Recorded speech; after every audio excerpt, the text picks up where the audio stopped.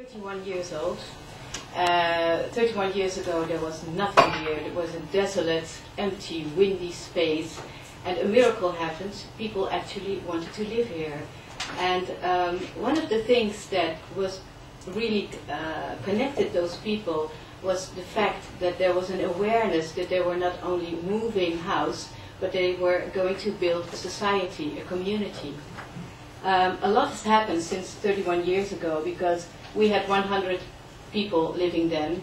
Now in 2007 we have 185,000 people, 186 I think already, 1,000 people living here, and in 2030 there will be 350,000 people. And to be honest, that scares the shit out of me, because what happened in the 30 years, you can see, is that people somehow lost connection with each other and lost connection with the city as it is.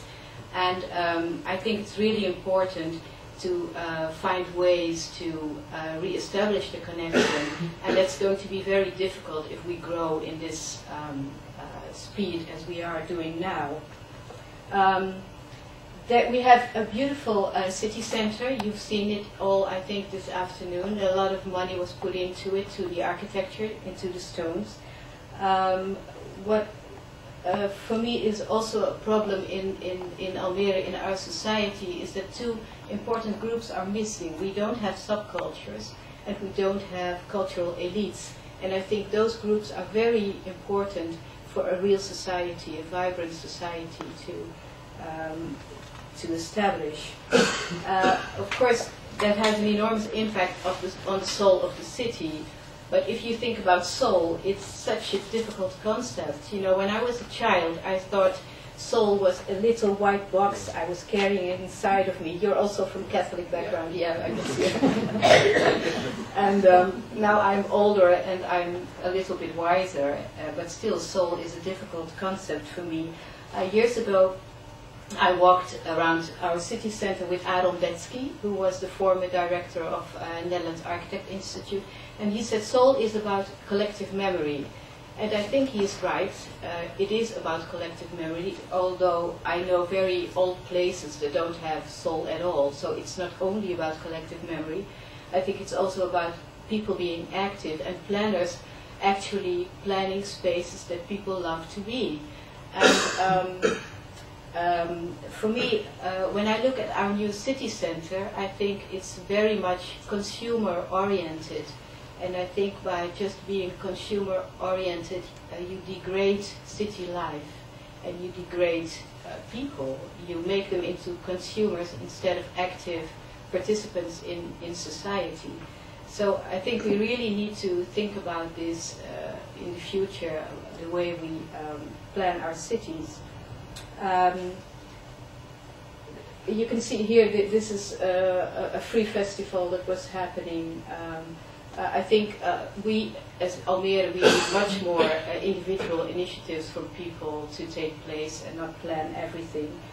This summer I visited New York. I was in Bryant Park, which is absolutely my favorite spot in the world right now, because you have this spot in the heart of Manhattan. You have 5th Avenue, 6th Avenue, 42nd Street traffic going crazy, but there's this oasis in between that is just for people, and people actually go there every Monday to watch movies, which starts at 9 o'clock. This is 4 o'clock in the afternoon. Everybody brings in food and their cappuccinos and wine and have fun. And there's a reading room. The New York Library is around the corner. They put the reading stalls, and you can take out the book and read all afternoon. So this is the reading room. And for me, that's an example of a very simple idea, not expensive. It's not about consuming, it's also about giving and about love. Well, the next image I'm showing you is the waterfront of our city. You also saw this afternoon. And this is, for me, there is not enough Prozac in the world to make me feel good about this space. I don't understand this space. You know, we had this very expensive bureau which designed the heart of the city. This is our waterfront. You can't have a cappuccino and look at the water. I think it's kind of criminal, actually. So I thought, what can I do to enhance the soul of the city, because complaining is not an option. So I founded a website which is called Geheugen van Almere, Memory of Almere.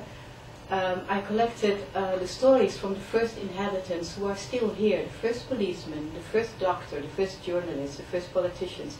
They're still here. I interviewed them and put the stories into the website, and also collected memories from everybody who lives in Almere. So in that way we can enhance the feeling of collective memory, and we can start connecting people to each other, because you can see the little yellow dots that are reactions of people on the letter this girl sent us. And I think oral history and storytelling can be a very good way to use also in planning, to see what places are valuable for people. This is our Christmas tree. I love our Christmas tree because it's, for me, a symbol that you should look into the past, take something valuable from traditions like Christmas, and then give it your own shape and your own future. So I'm very proud of our Christmas tree in our town center. This is my statement. Growth should not be the goal, quality should be the goal, create places that are worth caring about. For me, that's the essence of soul, and maybe soul is just another word for love. Okay, that's it. Thank you very much. I did it in 6 minutes.